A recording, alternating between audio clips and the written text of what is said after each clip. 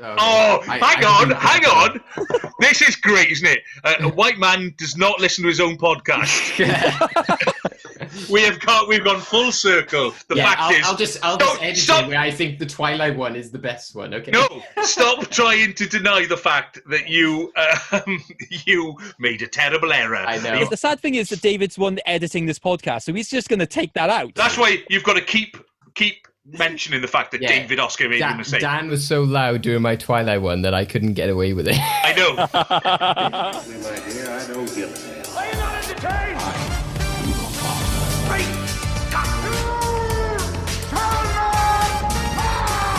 Here's Johnny. I'll be back. It's not the car. It's a silly movie boy. Well, good movies. Hello and welcome to Well Good Movies, the podcast that gives you the topics worth discussing and the movies worth watching. I'm your host, David Oscar, and today we give you the movies worth watching, but we're also going to be imagining movies that are worth watching because we're talking about films that are taken from famous working titles. So those are films that go under a different name when they're in production, and we thought it would be fun to imagine actual film plots from these fake titles. So we're going to be playing essentially a larger version of Pitch Please, which we've done in previous episodes, and we've got some very interesting guests to give us our take on those films that they want to pitch to me and Craig. So with me, like I said, is my usual co-host, Craig Mcdonald. He's come out of hiding, just like the film Cats has this week come out on DVD and Blu-ray, much to his joy when he walked into a local Tesco this week. Hello, Craig. I knew that was coming. I just knew that was, yeah.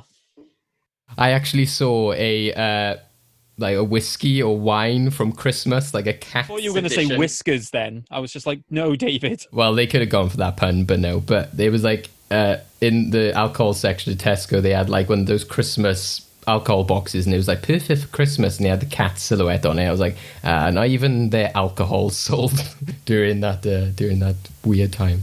I just still find the DVD fascinating. The fact that literally they had no positive reviews that they could put on to entice anyone to watch it at all. They couldn't even take like the Last Airbender approach where they could just take a generic quote and not say where it's from. They just had nothing, and it was just great to watch. Just put stars for the sake of it, even though the stars might not be there from anywhere. Just put them there. So, like we said, not thinking about awful movies like we have recently, and also like Cats. Today, we're going to be talking about films that we would like to see, possibly, once we get pitched them. We're going to be imagining some films from pitches given to us. So, what better guest to have than two writers? First up is Paul Hunt, who is a local writer, and we've worked much before with him in the past. Hello, Paul. Your first time on the podcast. How are you? Yes, hello. My first time on any podcast. We've broken Paul's podcast virginity. I don't know if that's a phrase. Broken the virginity. I was going between broken in and... Yeah, even so. Bad choice of words. Exactly, and none of them... I feel sorry for anyone who has had their virginity broken and not taken. So, Paul, what's your link in with films and writing? What's your speciality? To tell the people about yourself. I've been writing for quite a long time. Only, I think, getting really any good at it in the last 5 years. I got an agent last week, which was very exciting. So now I'm just making a list of everything I've ever written to see what she can try and send off to sell and perhaps get me a commission somewhere. In terms of the stuff that I like writing, mainly like coming of age, sort of American teen, book smart, mid-90s, that kind of stuff. Usually someone's dead in it by the end, so that's typical coming of age trope, that. Like usually in terms of stuff you're a fan of as well, it's like I see on social media, like about sitcoms and stuff like that as well, wasn't it? It was only today you were talking about Sunny in Philadelphia and Curb Your Enthusiasm. Yes, I very much like cynical comedies. The old Seinfeld thing of no hugs and no learning is certainly what I like in my comedy. Yeah, definitely. Because by next week, they'll have forgotten whatever lesson they learned in the last 2 minutes of the show and they'll be back to normal. So why bother learning it in the first place? Yeah. That's why I had recently with like lockdown, I was just like, right, I've finished Sunny in Philadelphia now. What shall I carry on in my dark comedy marathon, and I was like, Arrested Development in the cynical comedy world. But after 14, 15 seasons of Sunny in Philadelphia, you do start to question like whether you're a good person or not. Seasons at a time, maybe, for people out there. Yes, it's a good barometer of your character. Also with us is a previous guest, Dan Mitchell, who is also a comedian and writer. Hello, Dan. Hello. Last time you were on, we were talking about B movies and Godzilla. Well, that's the sort of thing I love. I love something which is like, don't get me wrong, I love good quality films, but I like something which is a bit rubbish, really, a bit rubbish. It makes me feel better about myself, and then I don't have to judge it, I can just enjoy it. Yeah, exactly. And actually, since you were on that episode, Dan, you've sparked quite the narrative just in one joke. I'm not sure if you've seen much of this, but we talked about the fact that dinosaurs can change. Flamingos are pink because of what they eat. So when I was talking about my dream film, which if I was doing picture film, it probably would have been Jurassic World, because I was talking about my dreams of Zoo Tycoon, in which you let the dinosaurs escape and they ate the flamingos. Well, since that joke in which Craig commented that Barney the dinosaur is potentially a flamingo eater, it started an entire storyline ever since, which has given us our mascot. What a delight. A purple, shiny dinosaur. Oh, it's better than that. So currently it's pink, but it actually does, it colour changes to purple. When you rub it, it changes from pink to purple. Excellent. That's take really about what good. you will. Yeah, well, it's a dinosaur in so much as extinct and can't do anything any damage. What also didn't help was that when we went to see the Playmobil movie, because that is something that David and I decided to do, they actually had a dinosaur in there which was pink and magical and flies. And at one point it crosses another group of dinosaurs and they just comment to each other with subtitles. Was that Craig? And we were just like, oh, for God's sake. Right. I mean, I don't want to be too picky or anything. Yeah, I know. But magical, that's fine. Magic is magic, right? How does it fly? Has it got wings? It grew wings. It grew wings magically. Okay, right. That I'll let that off there, because no dinosaurs could fly. I'm just saying that. I think it's the storyline in the Playmobil movie, isn't it? That there's hay that gives things wings or something like that, and a dinosaur eats some. You're talking to me as if I would know. Why would I? What purpose would I, a grown man, have for going to see the Playmobil movie? I'm selling you the film. I'm selling it to you, Dan. It sounds like a weak-ass Lego movie as well. Essentially why we saw it. That's pretty much what my 5-year-old made of the Playmobil movie when I showed him the trailer. He was not interested at all. Oh, how many stars did he give it? None. There was like a farting noise and that was about it.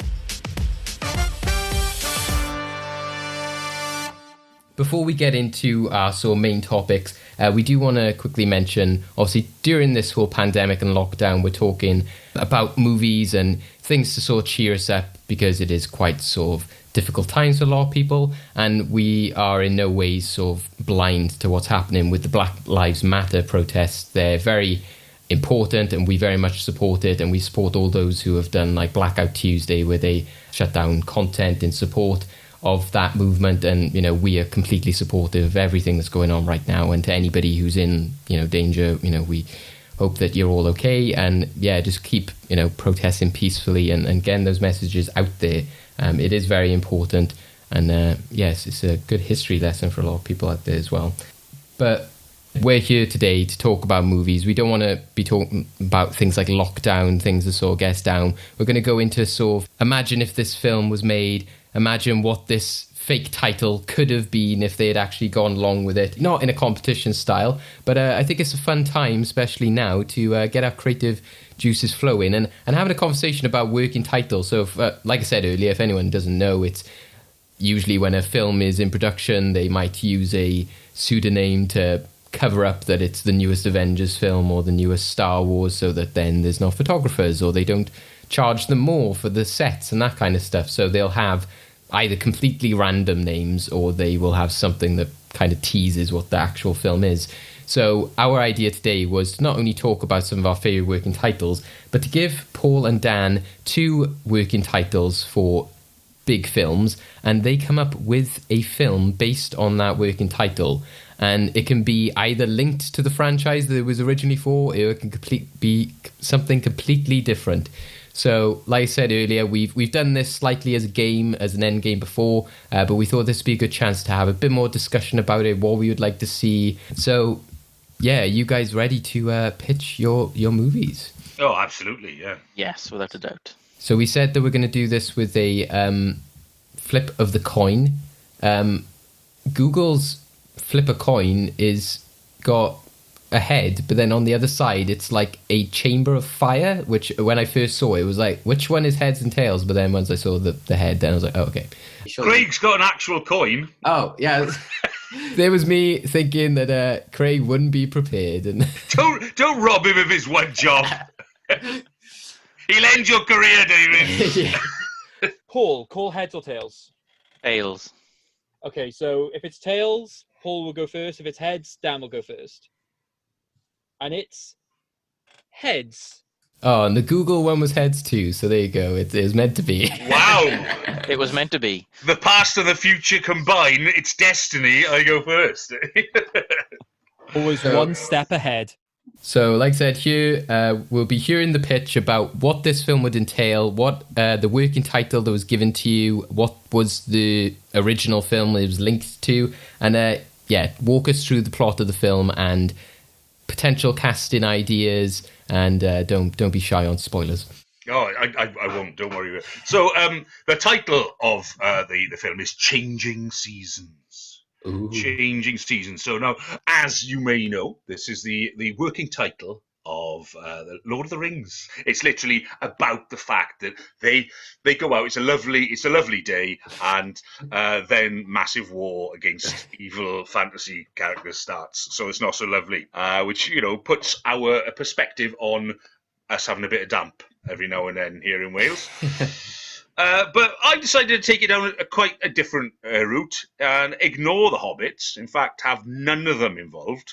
I've had enough of them. I love Lord of the Rings, which is why I'm not going to try and emulate it in any respect. But the title itself says a lot, really. At first, I thought it was going to be like a sort of a love story over like several decades. These people, the odd couple, have not, got to know each other, and they start off hating each other. But like 40 years later, they finally get it on, but can't manage to get it on. But instead, I've decided to go. It's a Coen Brothers film. I've got them on board already. Okay, I've got the Coen Brothers. It's called Changing Seasons, and this is the tagline. Okay, when Johnny Season went to jail, he knew that his family would take care of things, but he didn't know all of his family.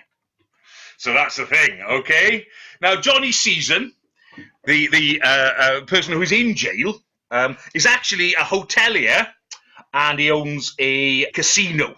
Okay, and he's played by Nicolas Cage. I think Nicolas Cage is the sort of perfect man for this job. Now, he's not a massive criminal. He's a little bit dodgy. But he's been set up, and he's gone to jail for it. Now, he's in jail for about 4 years. Okay, 4 years. It's not a long time, not a massively long time, but it is for an innocent man. And he's a bit tamping about this, really.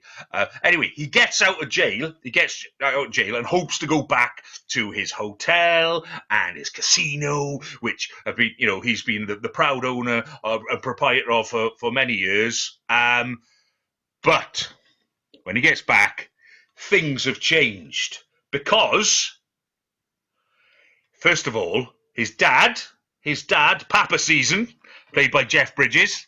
Of course, Jeff Bridges is a bit sort of like, you're back. I wasn't expecting to see you here. And now the one thing is, you've got to know that Johnny does not know who set him up. So there's a bit of a mystery going on. He starts to suspect everyone then about who's set him up. So there's his dad who's like, okay, I'm surprised to see you here. Then his wife, played by Julianne Moore, she's called Ali Season. She's really surprised to see him, but she's massively, I love you, blah, blah, blah, blah, blah. Obviously trying to hide something. Oh, what's she trying to hide? Then there's his his accountant, who's also his brother, right? His accountant, Sylvester Season. and they're all trying to hide something from him. And then he goes, "Oh, don't worry about it. Don't worry. I'll just go back to the casino tonight. I'll tell everyone I'm taking over." And they go, "Oh no, someone else is taking over." It's like, who? And it's Billy Season. All right, this is the Billy Season, who is his long lost brother, played by George Clooney. Okay, and basically George Clooney, Billy Season here, has filled in every space that he took in his life, right? So he is now running the casino. Now, Johnny Season can't do it because he's got a criminal record, okay? So he understands that. He's shagging his wife. He's shagging Julia and Mo. He only discovers that later on. That's not that's not straight away. Julianne Moore doesn't go, "Oh, yeah, I'm sleeping with your long-lost brother who you've never met, by the way. You've never met."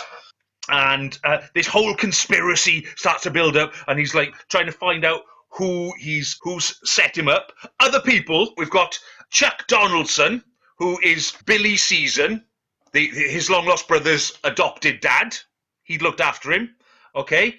Then there's J.K. Simmons as Thornton Wilder. He's a rival hotelier, right?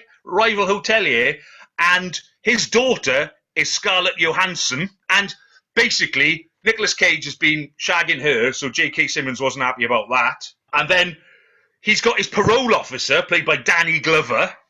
He's just called Donge. All right, Donge, that's his name.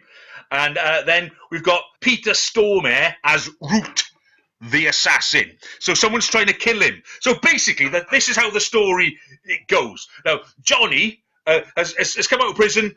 Everything's been taken from him. He's trying to find out who sent him to prison, who got him set up. He's trying to get his money back because his accountant brother has embezzled a load of it. He's trying to get his wife back and his girlfriend and his job back, whilst also avoiding his parole officer and a hired killer. So that is the basic plot there. So any questions? Well, I think you won Craig over as soon as you mentioned J.K. Simmons. I'm always going to watch anything with my boy J.K. in it. He is amazing, especially when he's angry. Definitely. It sounds very Coen Brothers, to be fair. Especially as soon as you mentioned George Clooney, I was like, yeah, this is classic Coen Brothers. Oh, I spent time casting. You get one on board and you get them all on board. Is it a kind of twist ending, or is it a sort of face-off, like you're just sort of in it for the thrill? There is a little twist. It turns out that Johnny, Nicolas Cage, right, he's the one who's not really a Season.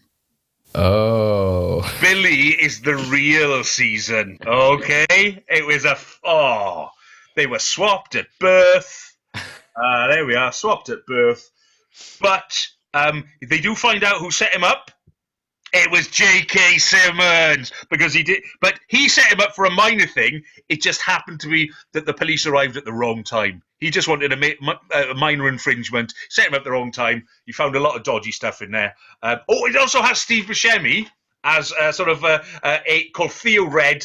He's a petty gambler and thief who basically, when Johnny was out there, he put up with him. He was a pain in the ass, but he put up with him. But now he has to basically stay with him in his shitty little apartment because he's trying to escape all of this stuff. So yeah, you've got to have Steve Buscemi in a Coen Brothers if you can, really. But yes, so that's the twist.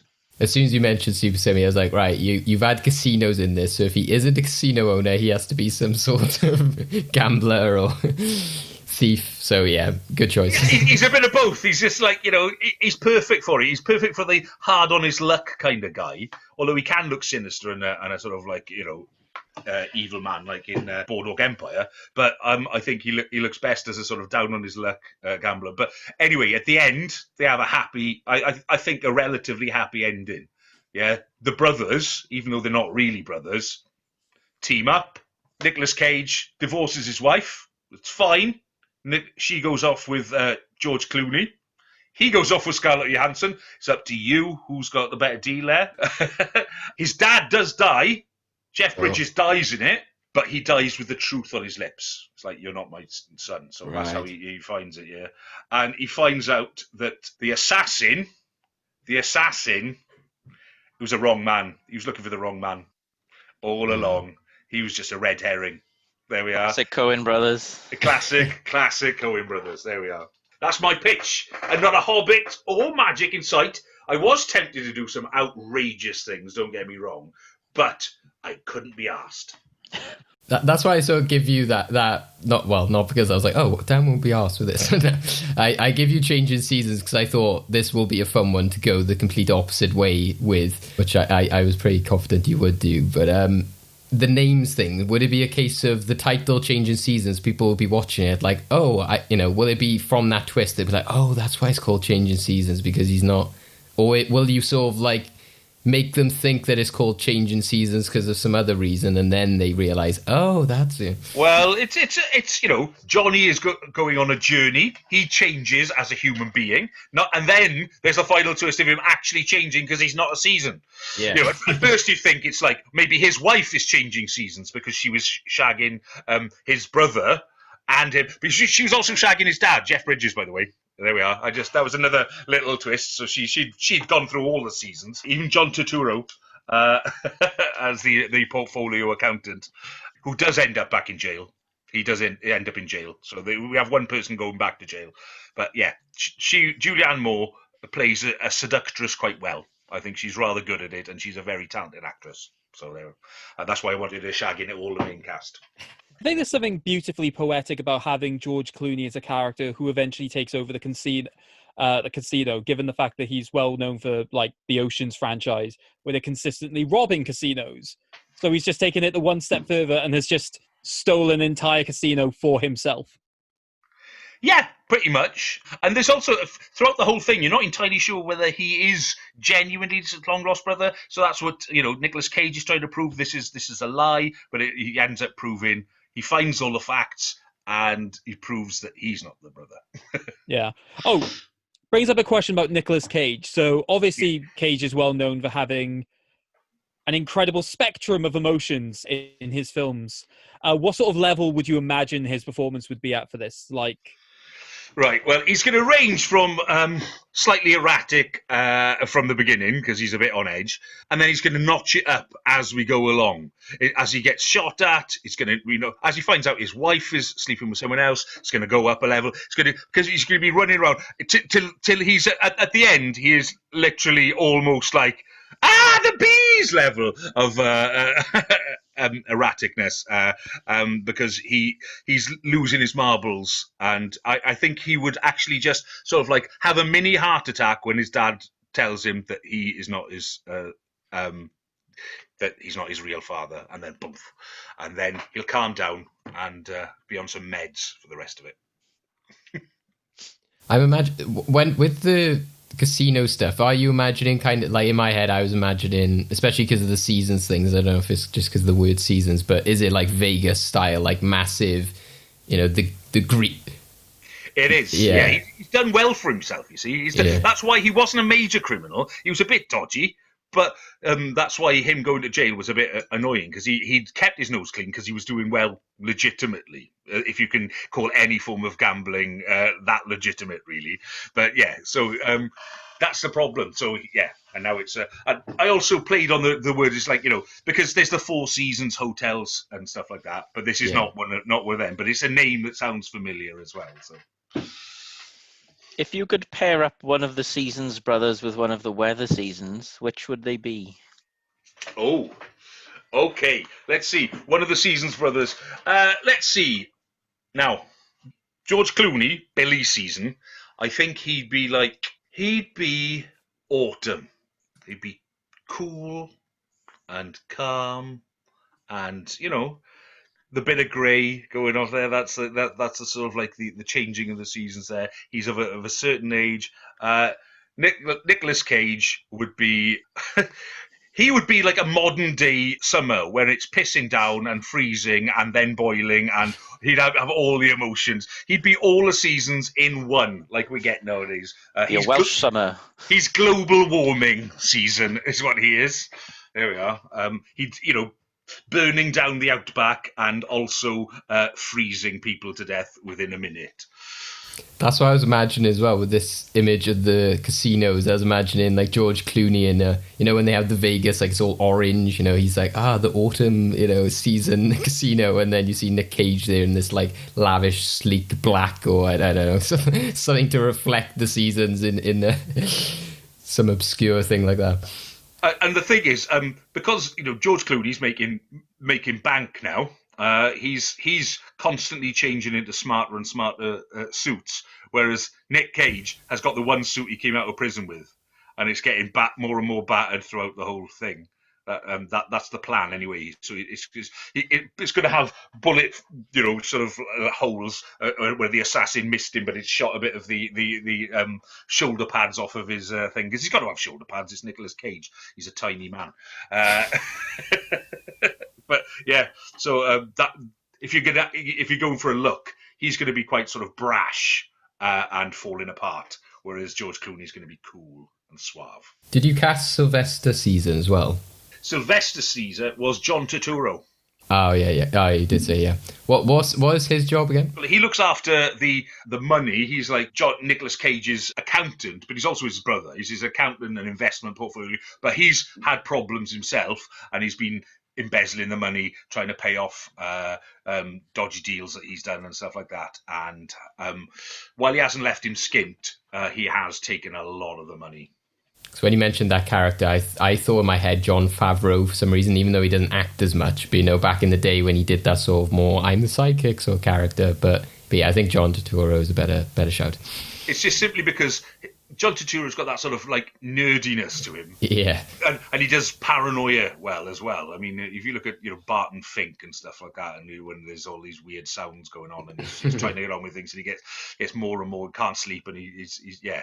So that's what the sort of thing I'm looking for with him. That perfect form of weirdness. I just think anything with him in, I've never been disappointed with his performance in a film. I've been disappointed with films with him in it because they were shit, but he was always good. True. Transformers, for instance. Exactly. Any of the Transformer films, shite. But he's good, and he's clearly doing it for the money so he can do things that he actually likes. So, Dan has pitched what was originally Lord of the Rings, Fellowship of the Ring, and Changing Seasons, but instead is a Coen Brothers film about the Season family. And the many escapades that Nicolas Cage's character has during that time. Awesome. Leave all the Tolkien fans. Yeah, sorry, I should have made Jeff Bridges actually a wizard before he did. Yeah, is he going to come back as Season the White in the sequel?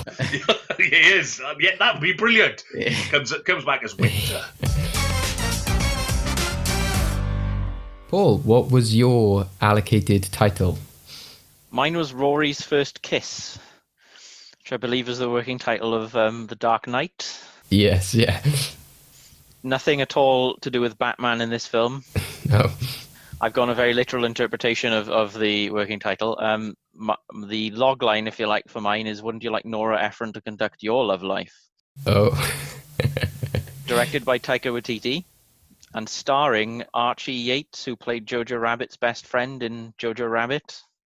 Plays a 14-year-old boy called Rory. He's a hopeless romantic, spends his time watching and reviewing romantic comedies with his best friend Alice. It's obvious to everyone they should be together, but it's not obvious to Alice and certainly not Rory. Rory's hung up on some crush he's got in school that he never talks to. It's very clear that he's just in love with the idea of being in love than perhaps the person he's chosen to obsess on.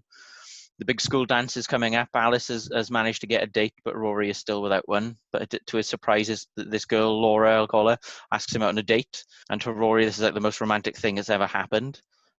She warns him that she expects to be kissed at this dance. But little does he know that Rory is the subject of a cruel, cruel prank that will culminate at the dance. So Rory becomes obsessed about his first kiss and starts watching strangers kissing in public, which understandably gets him into some trouble. We watch him at the mall, watching this couple in their 20s making out, and he's chased away by a security guard, falls over and bumps his head.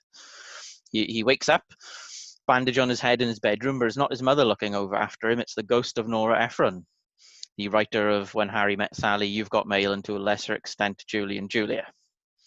She takes him back through time to meet people who have had historical first kisses to prepare him for the big moment with his crush.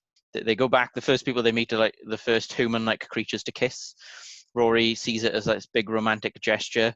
Nora and Ephraim sees it as a primal sexual thing and more like a porno. And shortly after seeing that kiss, they see the first same-sex kiss. But because early man didn't have the same hang-ups about sex and gender, who you can love, it's not a big problem. After that, they go and meet May Irwin and John Rice, played by Alison Janney and Brad Whitford. They're the first actors to have an on-screen kiss. The director was Thomas Edison, who was a bit of a prick, and will be played by Brad Whitford. Not Brad Whitford, he just said him. Nick Offerman. Rory and Nora Ephron watch Edison trying to get these actors who absolutely hate each other to kiss, but they do it for the art. And Rory's starting to think that Nora Ephron and her rom-com credentials are a bit shit at this point because all the kisses he's observed are not romantic at all.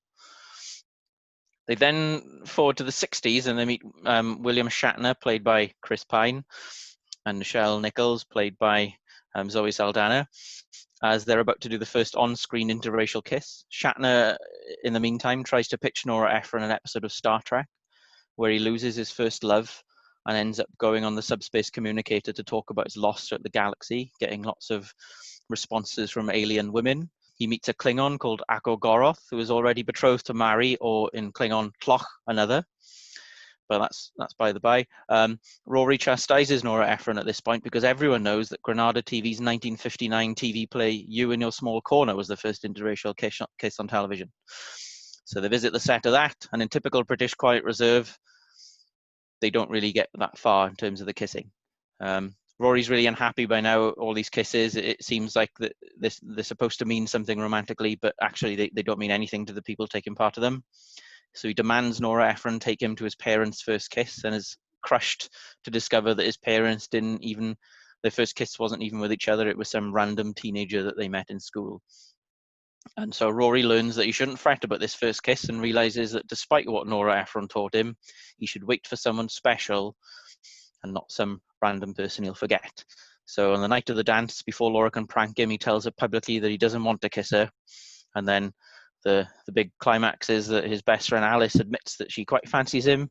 And just as they're about to kiss, we cut to black and there's a big the end on the screen. And that's my film. Oh, and Nora Ephron, I think, would be played by Meryl Streep because it seems to make sense. That's quite beautiful, Paul.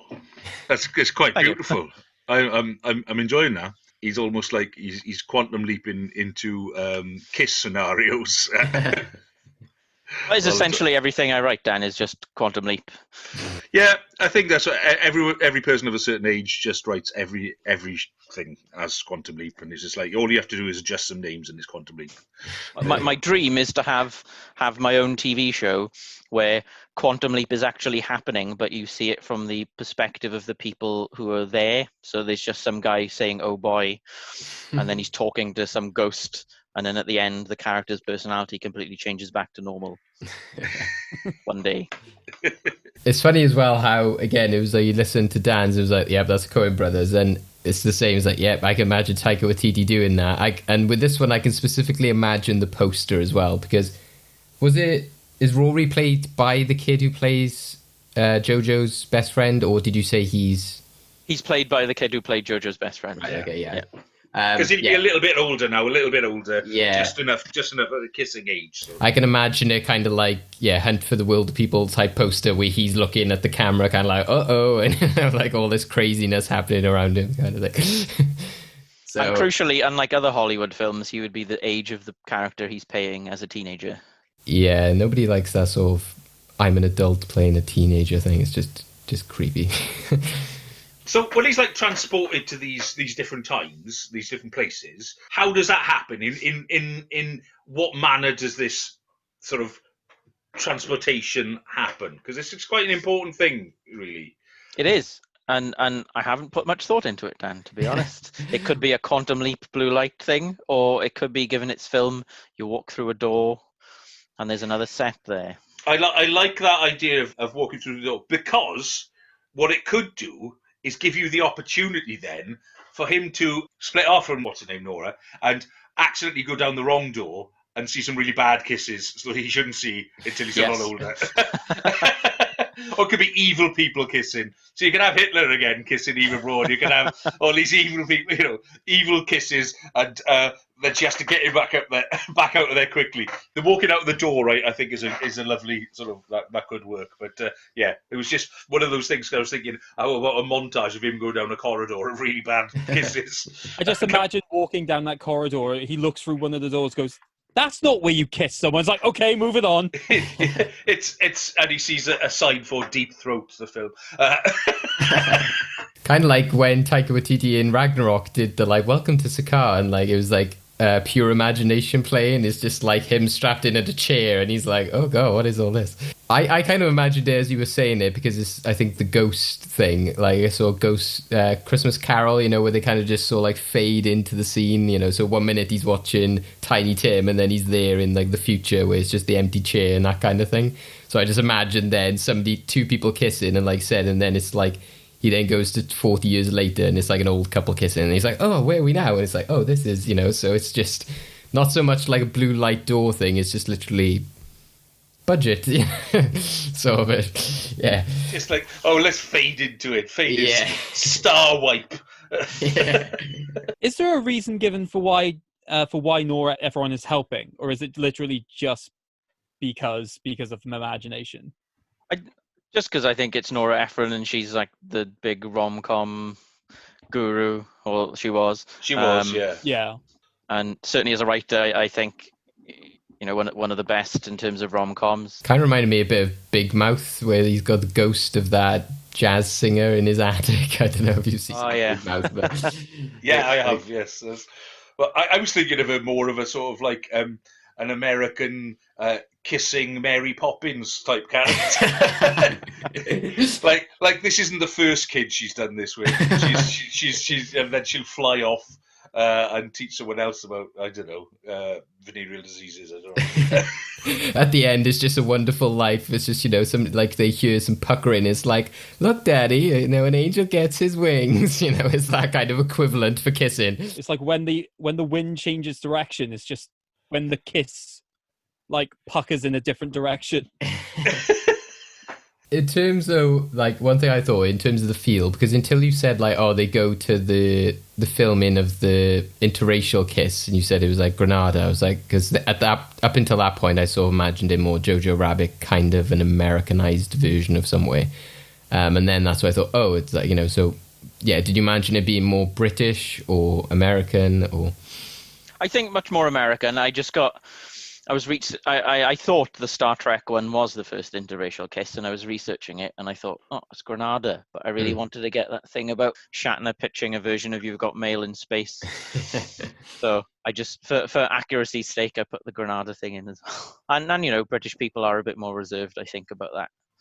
And Britain doesn't have a great history of teenage, romantic comedies either, so I thought it'd be interesting to touch on that. No, Submarine is a good example of a British romantic sort of thing. It's a really good film, and there's similar vibes there about almost the obsession of his romance and stuff like that. But your character would be a lot younger, so it would be a lot more innocent as well, which is really, really good. Yeah. Yeah, that's what I really liked about his character in Jojo Rabbit at the end with a gun. With the rocket launcher. He's oh, hiya! And he just drops a rocket launcher, because he's a small child with a weapon that could kill, no idea how to use it, which is really good, because he's a young man growing up, and he has no idea how to use what he's got. No. So this is good, yeah. And the idea where you said about him, watching people kiss, you can get, from him in Jojo Rabbit, you can get the idea of well, I was told to do this, but then I wasn't sure about that, so you can get that idea of him already. So just going, well, I've watched people, and yeah, that seemed quite weird to me, but yeah, I think they get away with it with that character, that sort of plot element, and because it's Taika Waititi. How much of the film do you think would be exploring all of the previous kiss scenarios? Would it come in relatively soon, or would it be a slow build up of him trying to find out and watch these people on their own for a bit? I think by about 15 minutes, I want people to settle in and think this is just a normal old teenage romantic comedy, and then all of a sudden Nora Ephron's ghost turns up. Things go a little strange, and it could be that in between these little visits, he's spending time with Alice, his best friend, and you see that romance develop a little bit, even though they're both oblivious to it, as in most romantic comedies. So I think it'd take up a reasonable chunk of the running time. How much of a time travel film would you see it? Because like we were saying just then about like it being a rom-com, so, and I said about the poster, but then, would you want a sort of Back to the Future type poster where it's like they're watching kissing and it's like this big time travel machine, they're like, or is it, like you said, more rom-com-y sort of feel to it? Well, there's that old stereotype of having people like Matthew McConaughey and such leaning on things in romantic comedy posters. So it'd be quite good to do a parody of that somehow. The tiny child leaning against some incongruous item from the film. Overstretching as well, so he's a bit. It looks like he's going to collapse any minute. Just him and Nora, like sight, like back to back in front of a city skyline. And because he's quite small, he'd just be basically leaning on her ass. You just see the top of his head and then just her. That could work, yeah. Starring, make a note of that one. Question mark. See the film to know who it is. Any other questions, like casting or? Any other sort of like minor characters that might pop up? Any sort of like cameos you're thinking of shoving in there? Will William Shatner actually appear? Well, I thought it'd be nice to have Chris Pine and Zoe Saldana in the role, so that it works. Yeah, That's a really nice touch. Yeah, I struggled with casting the teenage girl parts just because I'm not sure, I'm not familiar with those kind of actors. But you trust Taika Waititi with these kind of things. He's really good at finding young actors. Yeah, like I saw a young Saoirse Ronan or someone like that. Or something maybe. Yes. But when you said about the Chris Pine thing, you'd have to have then a scene where he was like, what happened to him in the future? It's like, well, and it's just like transitions into old chat then. Have you seen those adverts for the History Channel programs he does where he's just literally like in space and on rocks and he's like, we're going to explore this, and just then have Rory just be like, what happened? And Nora's just like, I don't know. But Shatner is still pitching that You've Got Mail in Star Trek land. Yeah. Like maybe in the future, like Rory goes, takes his Alice, was it Alice? Yeah, yes. On a date to and it's to like a Comic-Con or something, and Shatner's there, and Shatner recognizes him. Hey, you! Anyway, there's infinite possibilities with time travel. It's almost like cheating. Yes. Where obviously, like Dan said about Lord of the Rings, there's more of that natural changing seasons, Lord of the Rings, there's Rivendell and all that kind of stuff. It makes sense. But Rory's first kiss is such a departure from what The Dark Knight actually is as well. So I'd love it that, again, people who may be fans of Lord of the Rings could go to Dan's film and be like, okay, yeah, but Rory's first kiss would be quite the opposite of what you would expect from The Dark Knight. And why they chose that working title, I don't know. There must be some actual logic to it. With The Dark Knight, I mean, they actually sussed it out as well. The people, because he was trying to use the name to sort of hide it. See, Nolan did, but then they sussed it out when he put a casting call out for like loads of real cops, people, stuff like that, and bagpipers. Yeah. No, I don't think it was. I was going to say, was it actually as clear as like Gotham Police? But no, I think it was like you said. It was just the fact that there were loads of police officers and detectives, and and it had his name attached to it. It's like everyone knows he's attached to it. Yeah, so. That might be it. It was maybe on the set the people were walking around with Gotham PD on it. So it was like, why is Gotham PD in this Rory's First Kiss movie? Just how important is this kid? Maybe that could be an Easter egg of Paul's film. It could just be that when Rory's getting in trouble for watching these people kiss, like Gotham PD, like, take him. Set during the same time that the Joker had his reign of terror, just going on very subtly in the background. Oh, Christ. Or when Bane is, like the bankers and everything, all that chaos is happening, just see like riots in the background. It's a weird one for working titles. What are you guys' thoughts on those two films pitted against? Would you see both of them, Craig? Do you think... Oh, I'd happily watch both of them for completely different reasons. Yeah. I mean, to be honest, I'd really enjoy Paul's one. It sounds good. Because of the choice of director, that would be my first thing. You know, Yeah. it's just like that. That's all I need because I trust him entirely. And then it does sound like a really quirky idea. The way he did Jojo Rabbit, which is working with kids, and Hunt for the Wilder People, is phenomenal. He can get the best out of them, and he'll get all the good humour. He would have to have a cameo in it, though, Paul. Oh, of course, yes.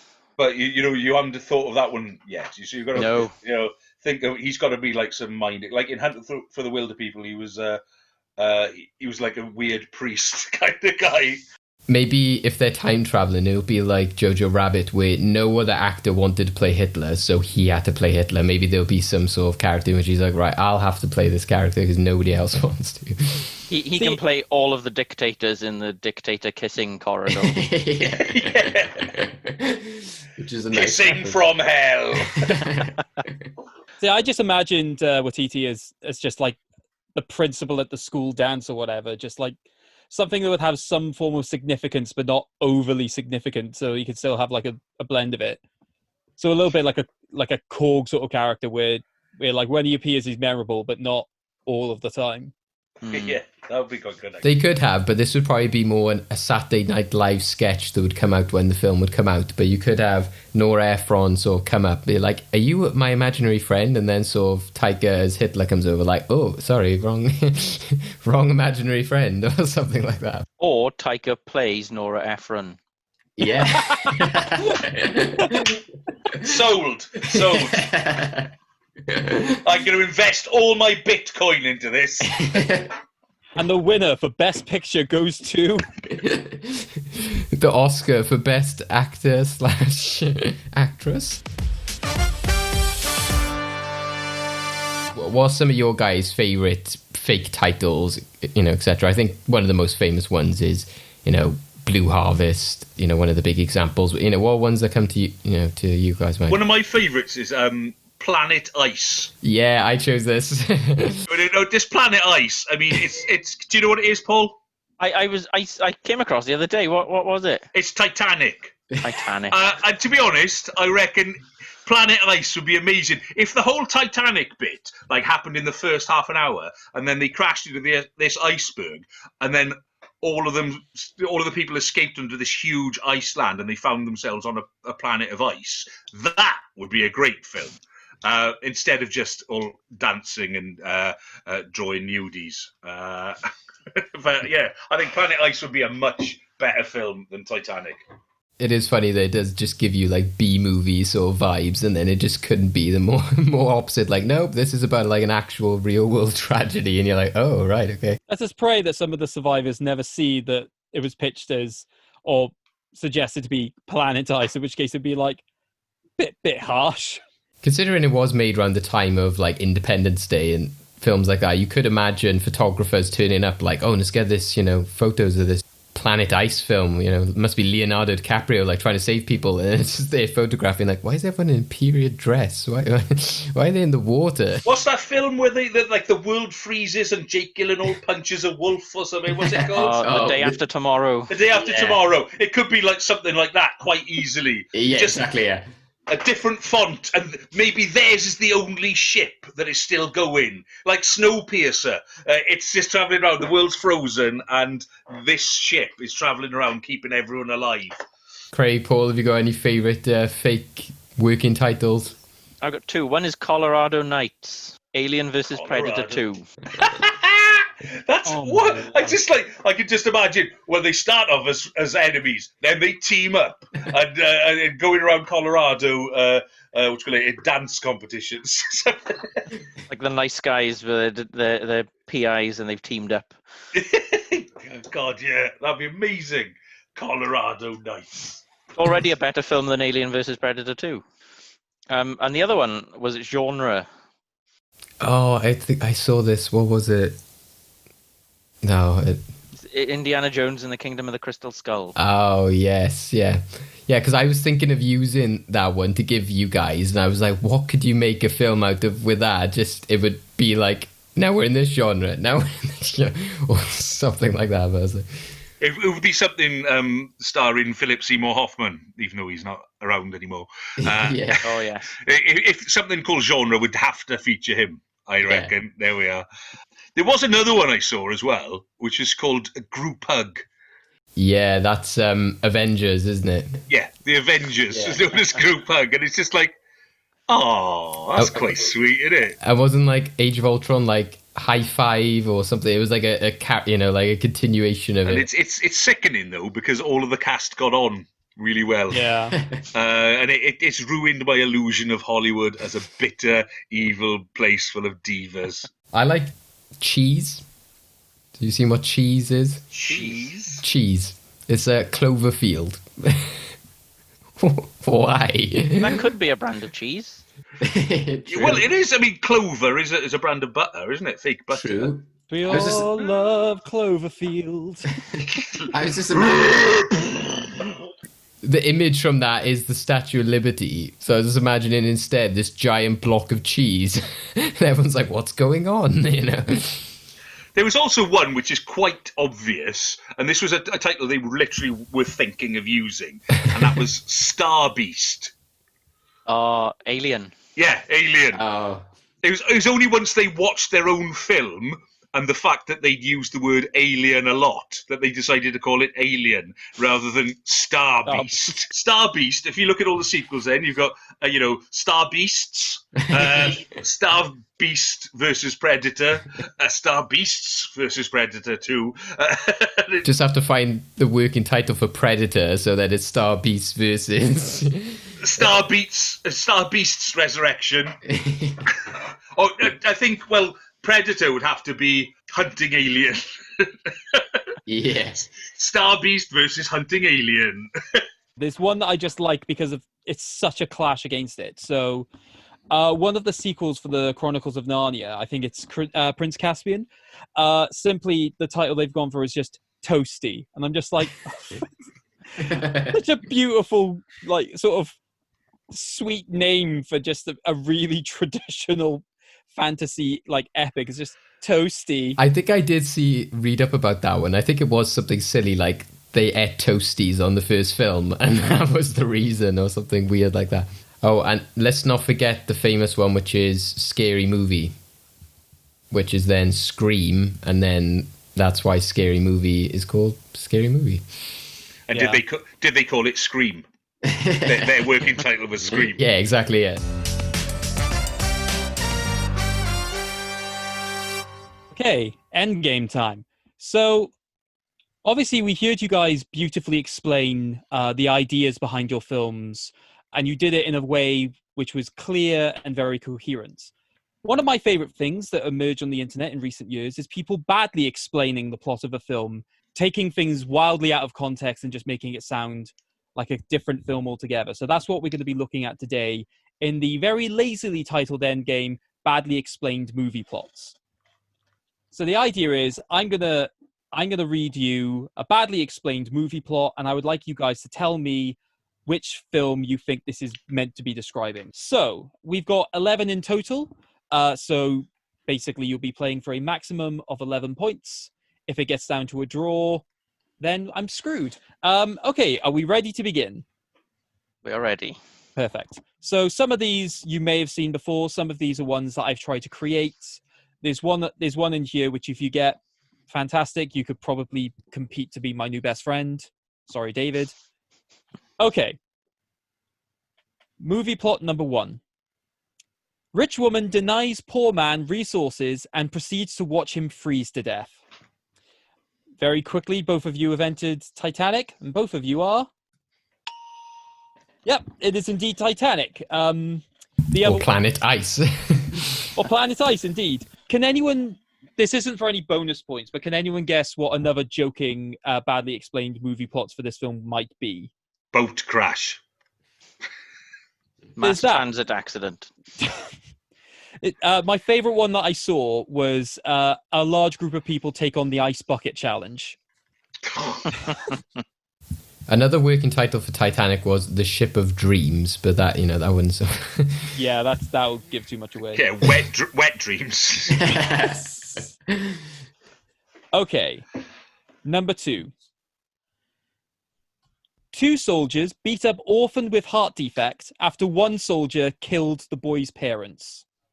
Again, both of you have given me the same answer. both of you are correct. David, do you know what this film is? Say it again. Sorry, say the... Two soldiers beat up orphan with heart defect after one of the soldiers killed his parents. Two soldiers. Guys, what's the answer? It's the Winter Soldier. Oh. Well, actually, I've just realised I've given you right. It's Okay. Civil War. It's actually Civil War, so you're both wrong. Oh. I'll give you the point because it's Captain America. All right, okay. I'll be nice there. But yeah, it's Captain America Civil War. Number 3. Very much in the same sort of mindset. So let's see how you do with this one. Dismembered war veteran fights off band of rebel insurgents. Dismembered war veteran fights off band of rebel insurgents. Oh, God damn it. I put the wrong answer. Now I know the right one.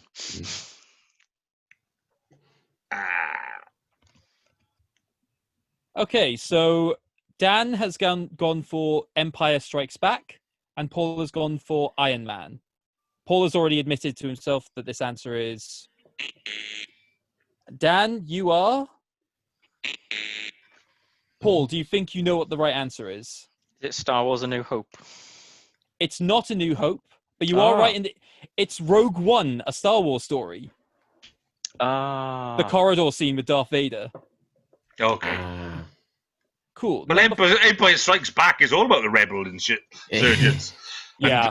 But never mind. It's fine. I mean, continue. okay, I will be fair.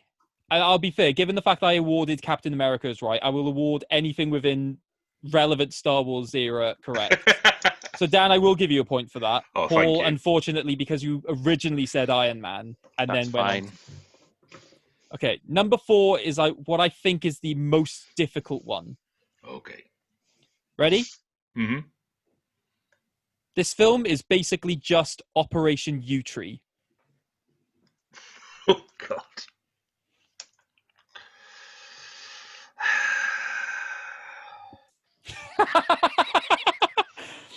Okay, so Paul has gone for the film Spotlight, which is... Dan has gone for the film Cats, which is... No, so the film in question is actually A Monster Calls, because a large part of that film is they basically make a cancer medication out of the bark of a yew tree. So yeah. Yeah, Genius. so basically, yeah. Thank you. I'm really happy with that one. Okay, number 5. Americans finally bother to learn a different language. Interesting approaches from both. So Dan has gone for Close Encounters of the Third Kind. Paul has gone for Shakespeare in Love. In this situation, in terms of the answer that I have in front of me, wrong for both, because the film in question is Arrival. Yeah, I did. I remember seeing this one. Yeah. I think part of it is that I haven't seen Close Encounters of the Third Kind, so what exactly happens in that film? Because if it's close... What they do is they start to communicate with the aliens through sound patterns and stuff like that, and they repeat their sounds, and so they learn to communicate through different language, as it were. Okay. So, on that basis, because also it's related to aliens, I'm tempted to give Dan a point for that. What do you think, David? I don't know. I think if it was a more modern sci-fi, I would say yes, but no, I think it's too far off in terms of even era or anything. So, fuck you. Okay. So... I swear you shook your head as I was talking, so you were like, "No, I'm with you. I'm with you." Yeah, it's fair enough. Yeah. Okay. Number 6.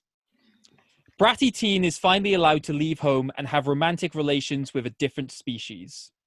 Bratty teen is finally allowed to leave home and have romantic relations with a different species. Oh, God, they're both great answers. So Dan has gone for E.T., the extraterrestrial. And Paul Hunt has gone for J.J. I think it's meant to be Abrams, but it's spelled it Abraham. Is. Okay, all right. Okay, I'm just reading. I've just done a typo. Okay, fair enough. So, yeah, J.J. Abrams' Star Trek. So these are... Because the answer I've gone for is The Little Mermaid.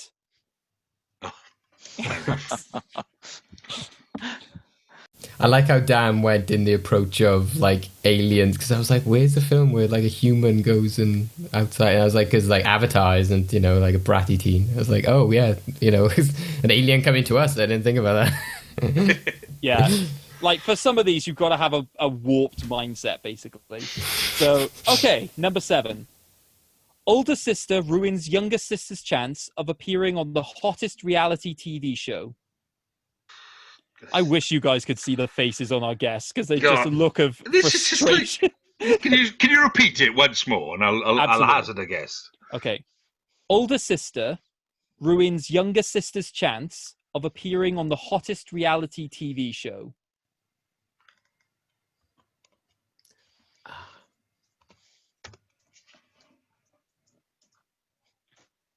Okay, so Paul has gone for Frozen.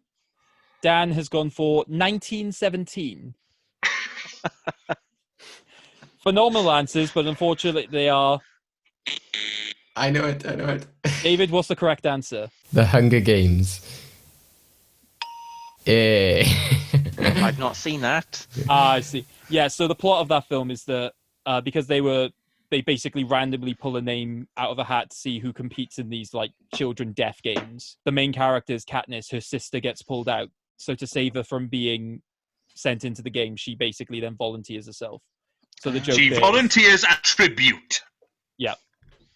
So the joke here is that she stole her chance of appearing on television. Okay. I think you'll like me for the next one. Mainly in that I think you'll get it. Number 8. Billionaire spends fortune to beat up mentally ill people. Oh, that's a tough one. For this one, I haven't put a specific film, so if you just want to put like a franchise, that's fine.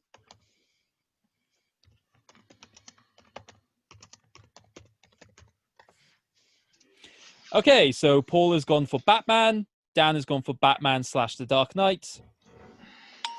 You are both correct. It is indeed Batman. Using his money responsibly.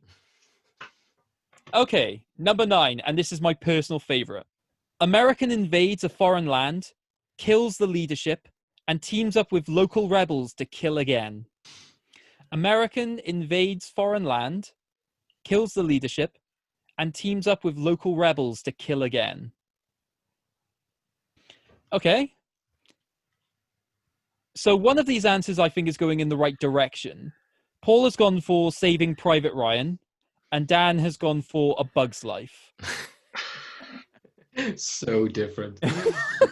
So in this situation, both answers are incorrect, because the correct answer is The Wizard of Oz. Ah, Wizard of Oz. Of course. It's one of my favorite descriptions, because it's all true from a certain point of view. Number 10.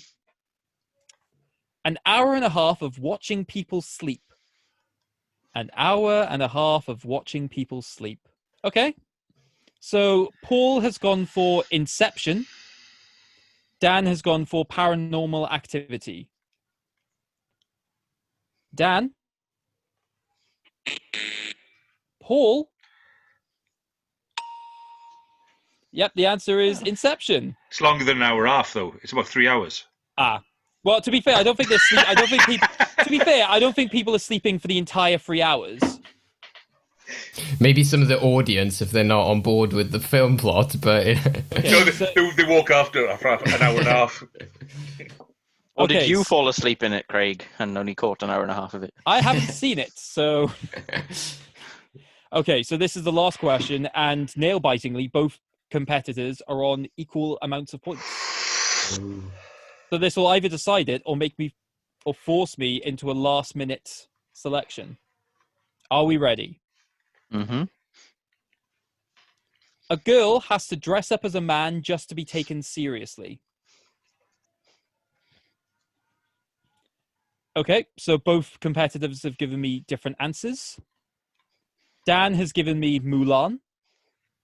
Paul has given me something I genuinely have never heard of, called Albert Nobbs. You'll have to explain what that is to me, but... It's got Meryl Streep in it. I think it's Glenn Close. Oh, Glenn Close. Same person, really. Yeah. Okay, so the correct answer I was looking for was Mulan, which means that Dan gets the point. In your face, Paul Hunt. In your face. Okay, but yeah, seriously, what is Albert Nobbs? It's set in the 19th century in Ireland, I think. Okay. And she lives her life as a man, even though she's biologically female. She works as a butler. Okay. It's probably not as exciting as Mulan. There's not as many songs in it, really, No. are there? You know? No. I was just going to say, I quickly Googled up badly explained film plots just in case we wanted to use one as a tiebreak, and I saw the one for Titanic, which is everyone tries the ice bucket challenge. Yeah, that's what Craig That's what I said earlier. Was it? Oh. Said that earlier, David. Oh, hang on. This is great, isn't it? A white man does not listen to his own podcast. We've gone full circle. Okay, I've also seen grumpy emo chick ponders whether to shag a corpse or a dog over several years, but I thought that one's a bit too obvious. Look, mate. That's Twilight. But the fact is, I'll just edit stop. it where I think the Twilight one is the best one. Okay. No, stop trying to deny the fact that you made a terrible error. I know. You didn't listen to your own show. I clearly just went into the Twilight Zone for like that 5 minutes and then the game when that was over. The sad thing is that David's the one editing this podcast, so he's just going to take that out. No, I will put That's it in. why you've got to keep mentioning the fact that David Oscar made a mistake. Dan was so loud during my Twilight one that I couldn't get away with it. I know. It was intentionally done. So that comes to the end of the end game. So with 5 points to 4, Dan is the victor in this situation. And it's his second win. He's continuing his winning streak when he was on before. Yeah, it's only a year between wins. Hey, sometimes that's what you can take. So, yeah, well done, Dan, and thank you for joining us, both of you. It's been really fun talking about your pitches and working titles for films. And, yeah, like I said, I think coronavirus has meant that some people getting weird dreams, you know, where they're just not seeing as much of the world at the moment. So now we're just going to be dreaming of, like, this Nicolas Cage film, this, you know, Taika Waititi adaptation. Where can we find you both, Paul? Any socials? What's your agent's name, Cantor? I'm on Twitter with Saul Huntman, and I'm on Instagram where I just post pictures of ceilings with the same handle. Yeah, which ceiling are you? I'm on Twitter as Specaleptic, so I'm an epileptic with specs. But you also, if you look on Instagram, under 10 Stories High, I will have some announcements soon about my own podcast, which I will listen to myself, David. It's not like I didn't listen to my own voice, I just didn't listen to my co-host. That makes it worse. We were playing a game, I was thinking off in the clouds of, you know, other... It's like that Simpsons episode where Homer's just imagining the bear on the little tricycle in the circus. So yeah, thank you guys. We've had loads of fun today, and it's been quite refreshing. Unfortunately, we can't put those films in the film vault because they don't exist. But hopefully, one day they will. We'll tag Taika Waititi and the Coen Brothers, and hopefully they'll pick them up. So yeah, thank you for joining us, guys. We had loads of fun, and we'll goodbye. Continue to go making bizarre films from working titles. We'll catch you in the next one, guys. I look forward to being ignored in the future.